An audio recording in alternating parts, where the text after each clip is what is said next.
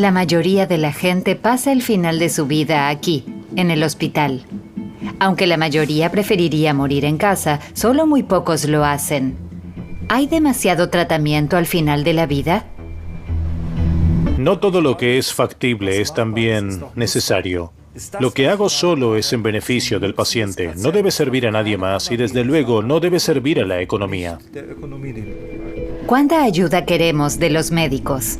¿Y qué cuenta la voluntad del paciente?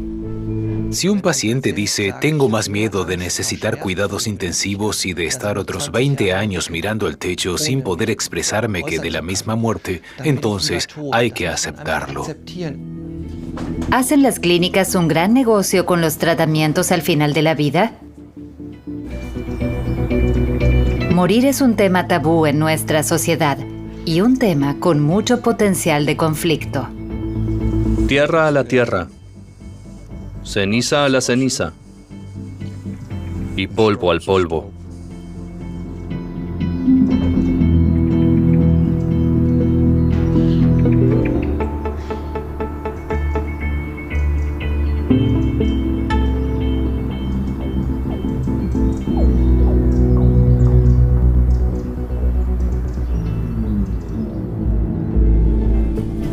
Alrededor de la mitad de los alemanes mueren en el hospital. El mejor lugar para saber exactamente cómo se produce la muerte entre tubos e infusiones es una unidad de cuidados intensivos. Rondas matinales. Buenos días. ¿Cómo se encuentra? Usted tiene un trastorno circulatorio grave del músculo cardíaco. No estamos muy satisfechos con el curso de la enfermedad por el momento. Le cuidaremos un poco más, ¿de acuerdo? ¿Por qué muere tanta gente en camas de hospital y no tranquilamente en casa? También vemos a muchos pacientes ancianos en nuestras rondas de hoy y tienen muchas enfermedades concurrentes graves y aún así acaban en el hospital a pesar de sus muchas enfermedades concomitantes. Intentan ayudarles de alguna manera, pero como también podemos ver en este caso, las enfermedades concomitantes de este anciano son tan extensas que no es posible ayudarle de ninguna manera significativa. A Uwe Janssens le gustaría pasar a darle tratamientos paliativos, es decir, cuidados al final de la vida, pero, como tantas otras personas, no tiene testamento vital. Janssens intenta en vano ponerse en contacto con sus familiares. ¿Cuánto tratamiento quiere aún el paciente? Paso como 2 horas al día al teléfono porque para mí siempre es muy importante llamar a los médicos de cabecera. Es extremadamente difícil. Tiene una enfermedad coronaria grave y no tratable.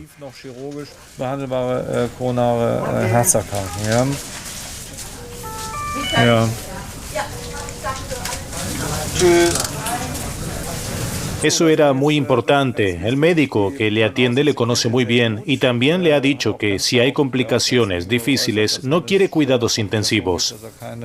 Eso es muy importante porque entonces tenemos un camino muy claro. No total seguridad, pero encontramos un buen camino. Esto significa que no podremos ayudarle en lo que se refiere a su vida futura, pero intentaremos que pueda dejar este mundo en paz y tranquilidad. Me llevaré la mochila. No sé si está abajo. Voy a bajar ahora, ¿sí?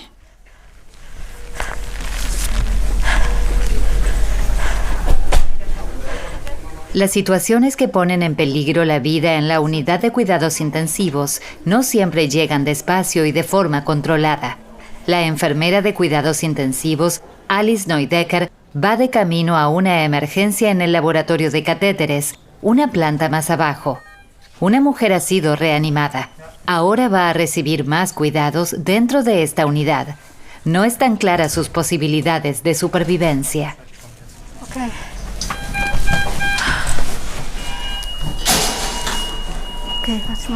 Rápido, otra vuelta. En la sala, todos los equipos de soporte vital deben ser reconectados inmediatamente. Normalmente, quienes tratan a las personas quieren curarlas, pero muchos no salen vivos de la unidad de cuidados intensivos.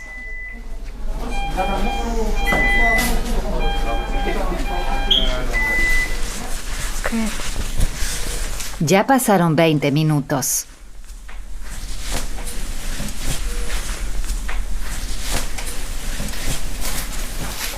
Alice, ¿cuál es la situación aquí ahora? A la paciente le hicieron un cateterismo cardíaco. Lo intentaron todo para ayudarla. Por desgracia, no funcionó. Ya falleció. Estamos esperando a los familiares. Algo que fue muy importante para nosotros al final, cuando pudimos acompañar a la paciente, fue que no tenía dolor ni miedo. Estuvimos con ella y sostuvimos su mano en el último momento, porque éramos los únicos que estábamos aquí, ya que sus familiares aún están en camino. Los pacientes de las unidades de cuidados intensivos son cada vez más mayores. A menudo tienen muchas enfermedades preexistentes. Estas a menudo les impiden volver a su vida anterior. En esos casos, son los médicos quienes deciden si hay que retrasar la muerte y durante cuánto tiempo. La medicina intensiva ofrece enormes oportunidades, pero también riesgos. Y conjugarlos es una tarea cultural. El poder seguir encontrando con el equipo formas de acompañar al paciente con dignidad y aceptar que la muerte y el morir también forman parte del proceso terapéutico.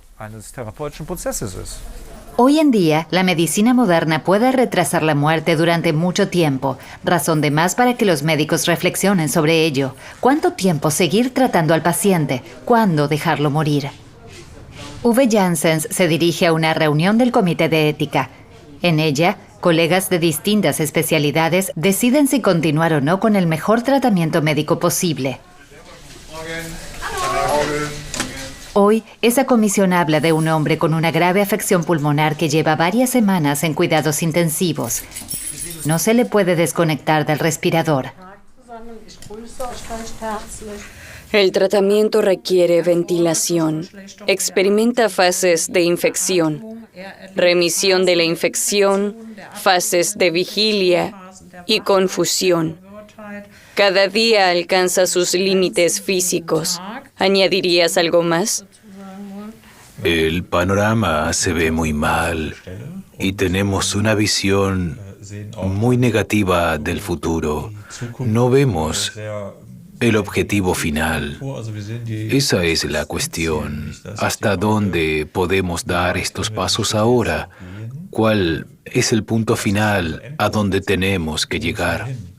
Llevamos mucho tiempo intentando desconectarlo y hemos fracasado repetidamente tras alcanzar un límite de 4 horas de respiración espontánea, por lo que creemos que su reserva muscular respiratoria no es tan grande como para poder desconectarlo. Sin duda conservará el fallo de un órgano. Si se le aplica ventilación permanente, aún podrá vivir con eso. ¿Qué se sabe de su propia voluntad antes de esta difícil fase? Probablemente él mismo nunca lo comentó explícitamente. Así que no tenemos información precisa sobre los deseos del paciente. Si ahora decimos que no se le puede desconectar, ¿es concebible que se convierta en dependiente permanente a largo plazo con ventilación en un entorno doméstico de otro tipo? ¿Es eso concebible desde el punto de vista de los familiares o cómo se ve? Desea volver a casa. Yo lo veo igual. Pero no veo la viabilidad porque cada pocos días damos un paso atrás y entonces el señor A vuelve a tener una tos y una inquietud increíbles y agota toda su energía. Y no creo que sea diferente en casa. Esto significa que solo podría hacer realidad su deseo de volver a casa si estuviera ventilado, en cuidados intensivos las 24 horas del día, lo que también sería una situación muy estresante para la familia. Sí, yo también creo que si podemos trasladar al señor A casa, será un traslado puramente paliativo. En el entorno del señor A, no es que no se sienta encamado, sino que no será posible de otro modo. No podrá ser movilizado. Creo que estamos hablando de un entorno paliativo que nos limitamos a llevarle a casa según sus deseos, pero no creo que eso funcione durante mucho tiempo. ¿Qué diría usted que desde hace tiempo acompaña a la familia y al paciente desde una perspectiva pastoral? Que se abordara definitivamente el tema de los límites de la vida desde la perspectiva de un creyente. La esposa ya no podía imaginar que tuviera sentido convertir una sala de estar en una unidad de cuidados intensivos, que es lo que significa la ventilación en el domicilio. En cambio, me hizo ver que debemos ser humildes ante los límites de la vida y agradecer el largo tiempo que pasamos juntos. Ese ya ha sido un tema de los últimos días. Esto significa que una decisión sobre un cambio paliativo del objetivo del tratamiento se tomaría en este comité. Los familiares tendrían que ser informados. ¿Quién lo haría? Seguro que en la próxima reunión. Gracias. Estos comités de ética no son habituales en los hospitales. Estamos hablando de decisiones fundamentales que ni siquiera son de carácter médico, sino que nos afectan como seres humanos. Y si no disponemos de esta estructura, y esa es también nuestra firme convicción en nuestro organismo especializado, debería ser obligatoria. Hemos puesto en manos de los médicos la decisión elemental sobre la vida y la muerte. Me pregunto, ¿por qué morir de forma natural en casa es hoy la excepción?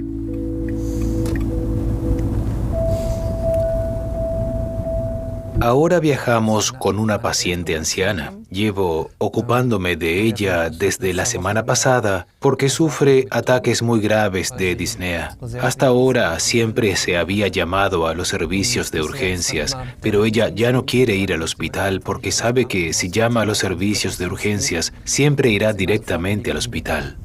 Matías Toens es anestesista y médico de cuidados paliativos. Visita a moribundos o enfermos terminales donde quieren morir, en casa, con su familia.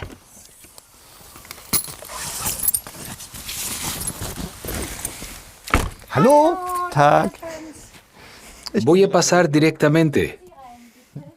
Hola a todos. Guten Tag. ¿Cómo están? Me sentaré allí de nuevo. Perfecto. En tu primera visita, estaba muy disgustada porque en el hospital le dijeron que se estaba muriendo. ¿Cómo se encuentra ahora en casa? No tengo miedo. Y no he experimentado nada especial que me haya preocupado. ¿Ha vuelto a tener ataques graves de disnea en los últimos días o ya han cesado? No, no tuve más ataques de disnea. ¿Tú tampoco notaste nada? No, me sorprende que las cosas hayan ido tan bien últimamente. ¿Diría que ahora está agudamente moribunda? No. ¿Puedo auscultarla, examinarla? Un poco. Maravilloso, perfecto.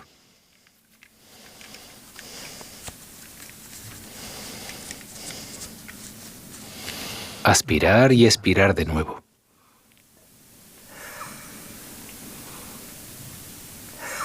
Prácticamente vino a casa a morir. Es una afirmación muy drástica. Y eso es lo mejor para ella y también para nosotros.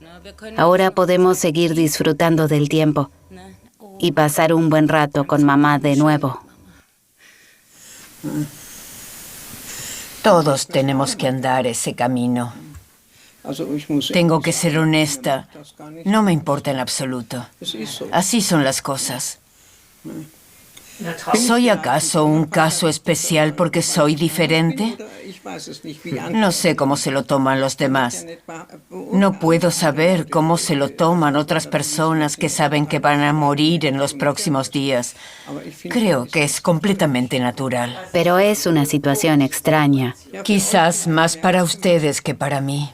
Me preocupa que ocurra por la noche y que tenga dificultades para respirar. Pero ahora sé que puedo ayudar inmediatamente. Queremos asegurarnos de que nuestros pacientes están bien en casa y la falta de aire o un ataque de dolor o náuseas, vómitos puede ocurrir en cualquier momento. Si una persona no puede conseguir ayuda en casa, solo le queda el hospital. Pero si tienes algo en casa para ayudarte, entonces la gente se queda en casa. La mayoría de los problemas pueden resolverse simplemente con medicación. Solo hay 7 medicamentos diferentes en nuestro botiquín de urgencias, pero pueden resolver 20 problemas que nuestros pacientes tienen muy a menudo en casa, básicamente con asistencia telefónica. Le deseamos lo mejor. Si tiene algún problema, póngase en contacto con nosotros. Si no, nos vemos la semana que viene. Le deseamos lo mejor. Engañaré a la muerte un poco más. Todavía tengo un poco de tiempo.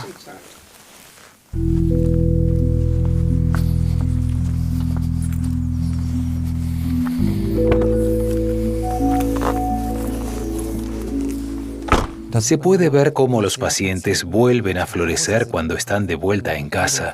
Prácticamente le dieron el alta en su lecho de muerte y no da la impresión de que vaya a morir en los próximos días. Al contrario, ha mejorado mucho en casa.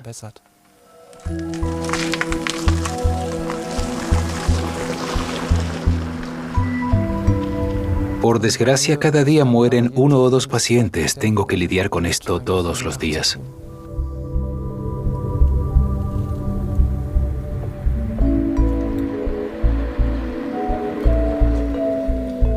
Acompañar a las personas al final de su vida es una actividad relativamente satisfactoria porque muy a menudo es posible aliviar el dolor intenso o la dificultad respiratoria. Por supuesto, ya no puedo salvar la vida de mis pacientes, pero para muchos de ellos la muerte ya no es el enemigo, y si consigo hacerles una transición sin dolor, eso también es bueno para mí. Inge Matten, de 92 años, muere un mes después en su casa, tal y como ella deseaba.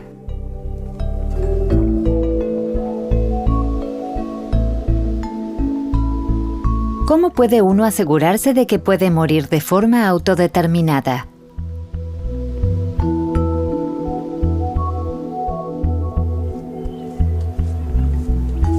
Hemos recibido una carta de una antigua enfermera de cuidados intensivos. Su deseo es que no quiere ser reanimada bajo ninguna circunstancia.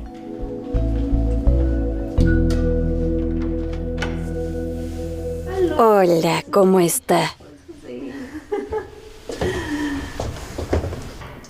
Usted ha tomado precauciones para que, cuando llegue un paramédico, no la reanime si está inconsciente, ¿verdad? No, cuando el corazón falle. Entonces, si llega un paramédico, Cuando cierre la puerta desde dentro verá esto, el adhesivo verde. Dice lata de emergencia y la lata de emergencia está en la nevera. Y luego irá a la cocina. Y cuando la abra, aquí estará la lata. ¿y qué hay en la lata?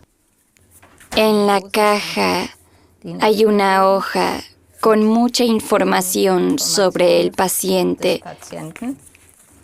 Y aquí grande en rojo dice no reanimar. ¿Y por qué no quiere eso? Porque tengo demasiada experiencia de mi trabajo. Eso significa que ya no quiere ir al hospital. No quiero que me hospitalicen, ni que me ventilen durante quién sabe cuánto tiempo, ni que me pongan tubos. La anciana de 89 años conoce los procedimientos de la unidad de cuidados intensivos. ¿Tiene la sensación de que a veces simplemente se hace demasiado? ¿Que la gente no puede morir allí? Sí, en cuanto llegas al hospital son como los primeros auxilios. Después los médicos y el personal de enfermería tienen que hacer todo lo posible para mantenerme con vida una vez que los socorristas me han reanimado. Y eso es precisamente lo que no quiero. ¿Qué experiencias como enfermera de cuidados intensivos fueron decisivas para que dijera, no quiero eso para mí? He visto a personas que ya no eran muy jóvenes ser reanimadas varias veces y luego estaban con un gotero y un respirador y al final morían al cabo de días, semanas o meses. Y no creo que ese tiempo sea necesario. Quiero vivir una vida autodeterminada hasta el final, y si eso ya no es posible, entonces puede llegar a su fin.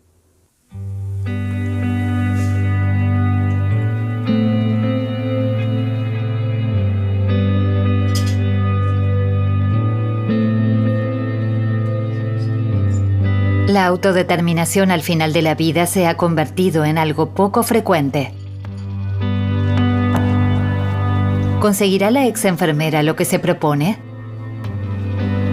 ¿Se encontrará con paramédicos que se atrevan a no reanimarla en caso de emergencia?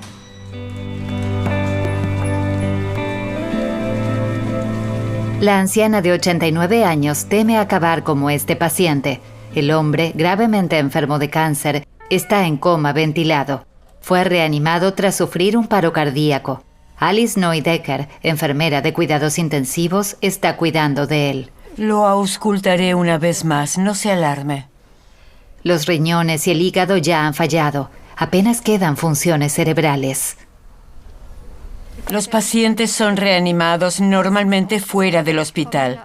Llegan aquí y entonces se les proporciona todo lo que es médicamente posible y a menudo resulta, como en este caso, que el cerebro quedó irremediablemente privado de oxígeno durante la fase de reanimación.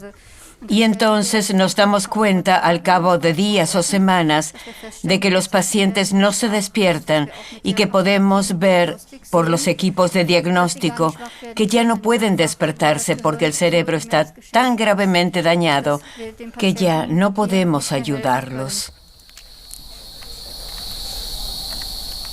Este hombre de 58 años tampoco despierta. Alice le proporciona cuidados paliativos, es decir, le acompaña mientras muere.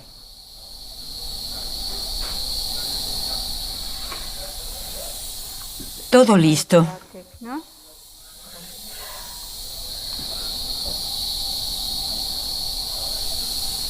¿Siempre hablas con el paciente? Sí, porque siempre asumo que los pacientes aún pueden oír algo. Siempre hacemos un esfuerzo, especialmente con los pacientes moribundos. Ese es también el respeto que tenemos por el paciente.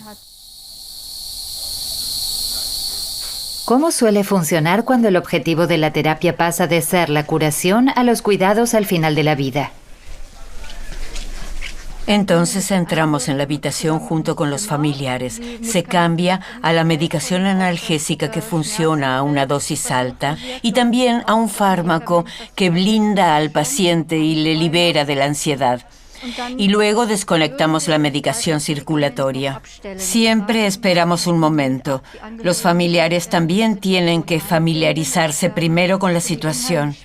Es difícil sentarse junto a la cama y comprender que su ser querido está a punto de morir. Una de las preguntas más comunes que siempre hacen los familiares es: ¿cuánto tiempo va a tardar ahora?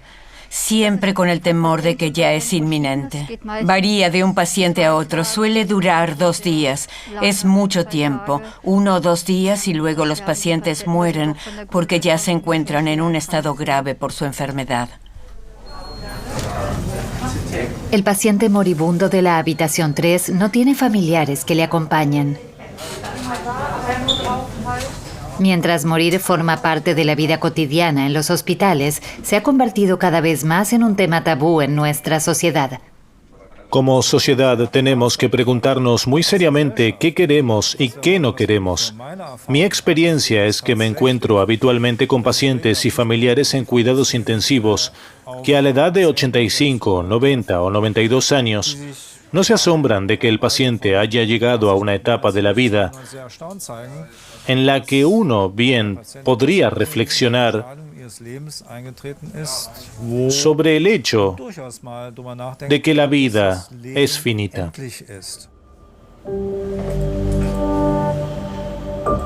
Sin embargo, la medicina tampoco se ha adaptado aún suficientemente a la creciente edad de las personas. Apenas hay médicos paliativos formados en las unidades de cuidados intensivos. En cambio, el tratamiento suele ser demasiado largo e invasivo.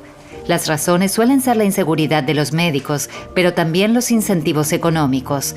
Los hospitales pueden ganar mucho dinero con el complejo tratamiento al final de la vida.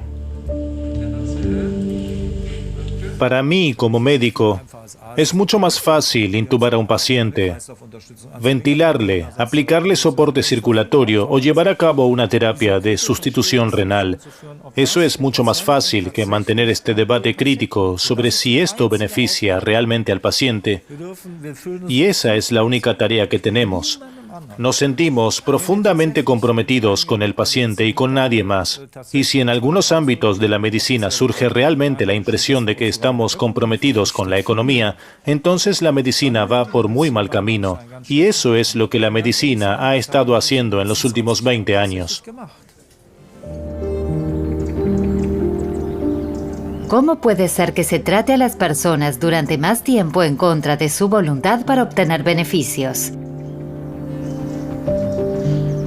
Normalmente asumimos que los médicos quieren ayudarnos al final de la vida.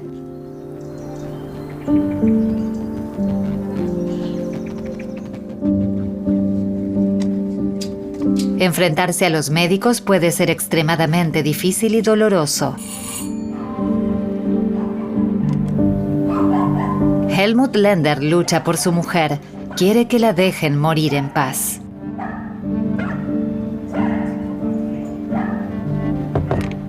Esta es mi mujer en Tirol. La foto tiene ahora 6 años. Mira el pelo. Ahora tiene 68. Ese es su estado actual. Es algo horrible. Tengo que salvarla de tener que yacer allí miserablemente. Se lo debo. Ha pasado tanto tiempo. Sí, 1/4 de año de tratamiento intensivo. Ha estado en Bad Wildungen desde el 12 de agosto y ha sido operada 18 veces. Ingrid Lender ingresó en el hospital hace 5 meses para someterse a una operación de espalda. Allí se infectó con un germen resistente. A pesar de varias operaciones, los médicos no pudieron controlar el germen. Tengo las fotos de cómo se ve ahora. Puedes verlo ahí. Ventilación continua permanente. Nutrición intravenosa artificial. Sufrió un paro cardíaco hace 4 meses. Desde entonces está en coma ventilado. Los exámenes neurológicos han demostrado que es poco probable que se recupere. Ya expresó sus deseos en un testamento vital. Quiero que se cumpla su voluntad. Le juré que no se convertiría en un caso de enfermería que vegeta en un asilo durante años. No se merece eso y no es lo que quiere. Usted puede revisar todos estos puntos. Son páginas. Todo está descrito. Para el daño cerebral, para la enfermedad terminal, para el momento cerca de la muerte. Todo está aquí. Simplemente se ignora. Yo digo, léanlo, está todo ahí.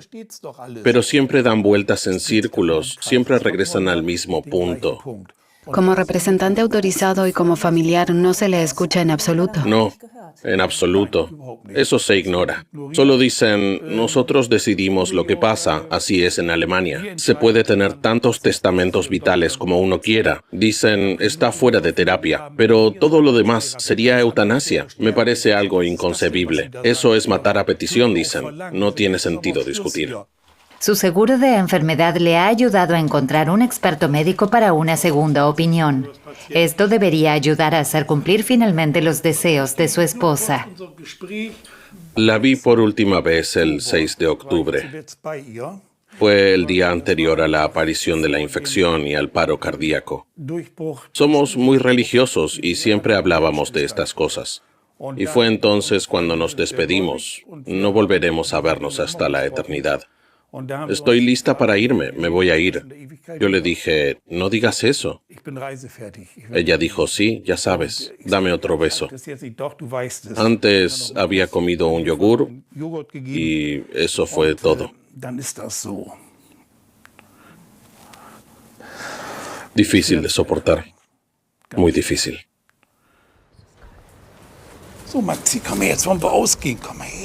Dentro de una semana, Helmut Lender tiene otra cita en la clínica de Bad Bildungen, a 4 horas de distancia. Tras el dictamen, espera que los médicos cedan y que su mujer reciba un tratamiento paliativo. Hemos recibido la siguiente declaración de la clínica. Bajo la condición de que la señora L. recupere la conciencia, la capacidad de respirar de forma independiente y una rehabilitación física al menos parcial pueden ser posibles, pero no puede descartarse una necesidad temporal o permanente de cuidados, incluso severos. Dado que no se había nombrado ningún caso en el documento de testamento vital de la paciente y que no podía descartarse una recuperación en el contexto de la experiencia clínica descrita, las medidas médicas adoptadas eran necesarias hasta que se determinara la presunta voluntad del paciente.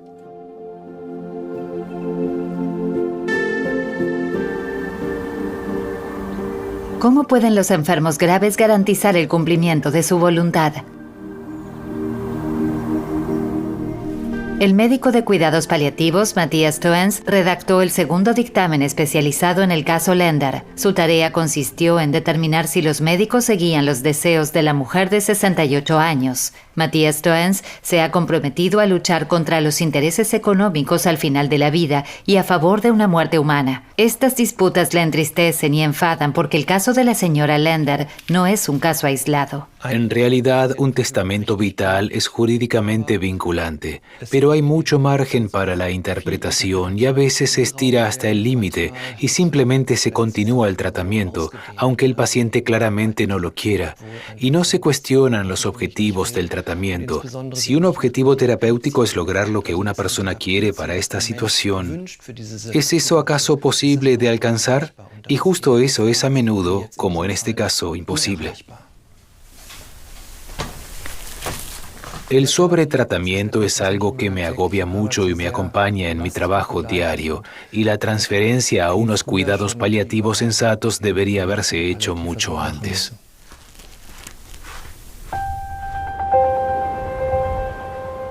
¿Quién controla a los médicos? ¿Cuál es la situación jurídica en Alemania? El bufete de abogados Putz & Partner está especializado en derecho médico al final de la vida. Se ocupan casi a diario de litigios sobre cuáles son los deseos del paciente y cómo deben aplicarse. Básicamente, el punto de partida es que toda medida médica, incluso una que prolongue la vida, ya sea la ventilación, es una lesión corporal per se. Debe estar justificada. La intervención solo está justificada si existe una indicación médica y el consentimiento del paciente. Esa es la situación inicial. Si la medida ya no está médicamente indicada porque hace más mal que bien, si es más bien tortuosa en lugar de lograr un objetivo significativo, entonces la indicación médica ya no se aplica.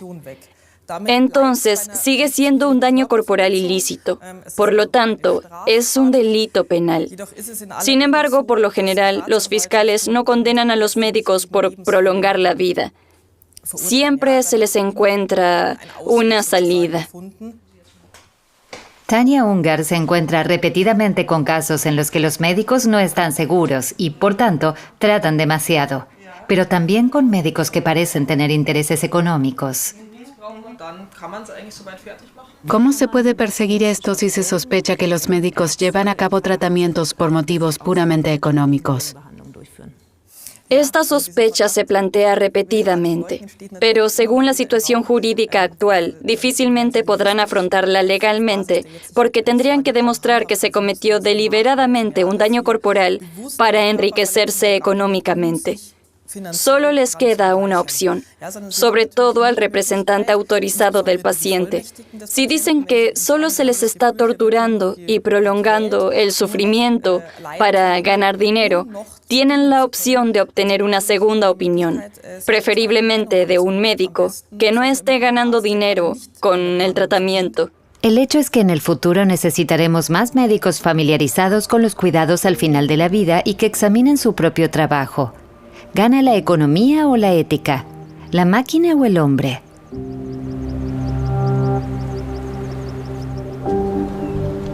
Helmut Lender viajó 4 horas desde Verden, en Baja Sajonia, hasta la clínica de Bad Bildungen. Quiere volver a hablar con los médicos. Quiere que por fin tengan en cuenta los deseos de su mujer para que pueda morir.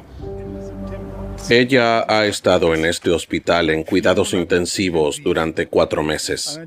La simple idea de esto ya es horrible. Y ahora tengo una cita y voy a ir allí.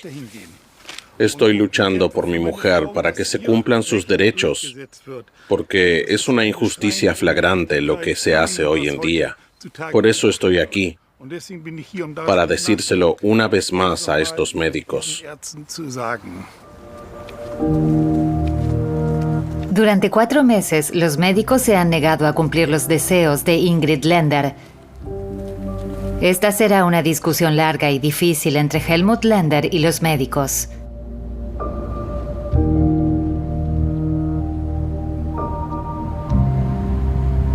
Como aún no han podido llegar a un acuerdo, el tribunal local ha recurrido a una juez de tutelas. Hoy ella determinará el supuesto testamento vital de Ingrid Lender.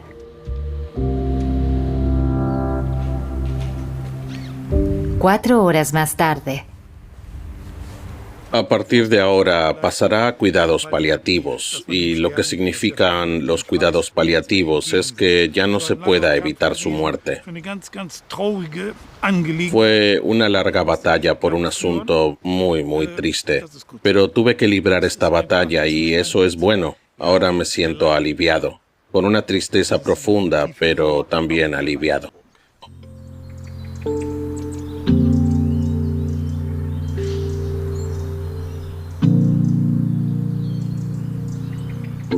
Es preocupante que algunos médicos piensen que tienen que hacer siempre lo que es médicamente posible, pero ese no es nuestro trabajo como médicos. Como médicos debemos preguntarnos, ¿cuál es el objetivo terapéutico? ¿Qué más podemos conseguir para este paciente en esta situación? Y si ya no podemos conseguir la recuperación para el paciente, sino como mucho un estado con la necesidad de cuidados más severa, el cual es un estado que el mismo paciente no querría para sí mismo, entonces nosotros como médicos tenemos que aceptarlo. El objetivo de la terapia no se puede alcanzar y entonces tenemos que cambiar el objetivo de la terapia. En otras palabras, y en el peor de los casos, tenemos que dejar morir a una persona.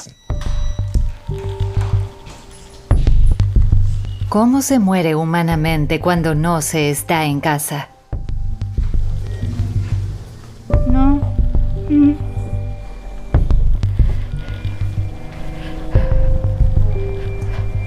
Cuando veo a un paciente así me duele el corazón. Todo está bien. El paciente de Alice Neudecker ha empeorado repentinamente desde esta mañana. Respira con dificultad. Los cuidados al final de la vida son difíciles. La respiración del paciente era tan estable ayer que decidimos quitarle el tubo respiratorio. Volvimos a reducir la medicación para mantenerlo dormido. El problema que tengo ahora es que sigue muy estresado, así que volví a llamar a los médicos y le volvimos a poner la medicación para dormir, porque no quiero dejarlo así. Está realmente muy estresado.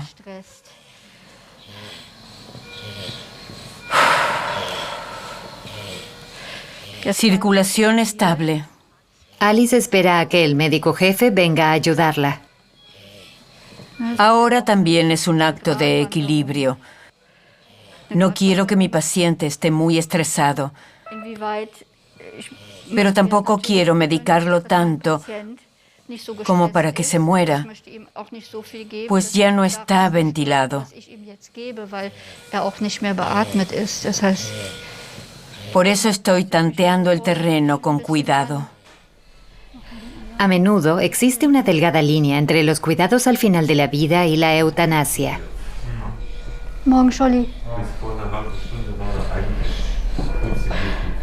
El médico puede calmar la situación del paciente, así que cambia la medicación.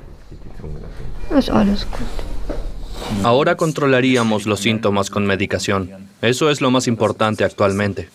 El objetivo de la terapia aquí es proporcionar cuidados al final de la vida con control de los síntomas. El paciente vuelve a respirar de forma controlada. El proceso de la muerte continúa lentamente. Mi ambición personal siempre ha sido hacerlo como a mí me gustaría, como si yo o alguien de mi familia yaciera allí. Pero para ti este es tu trabajo ideal, ¿no es así? Exacto. Es el trabajo de mis sueños y no puedo imaginarme haciendo otra cosa. El paciente en estado crítico morirá esa misma tarde.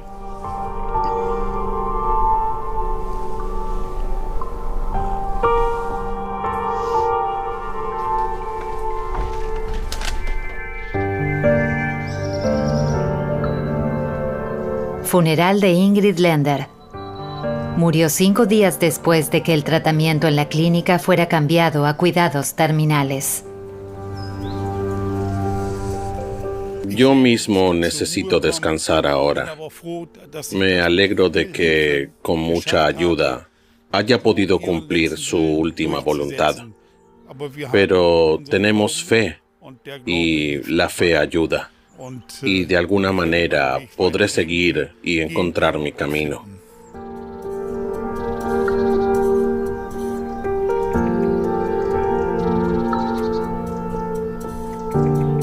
Que el justo Dios bendiga tu salida y tu entrada, desde ahora hasta la eternidad.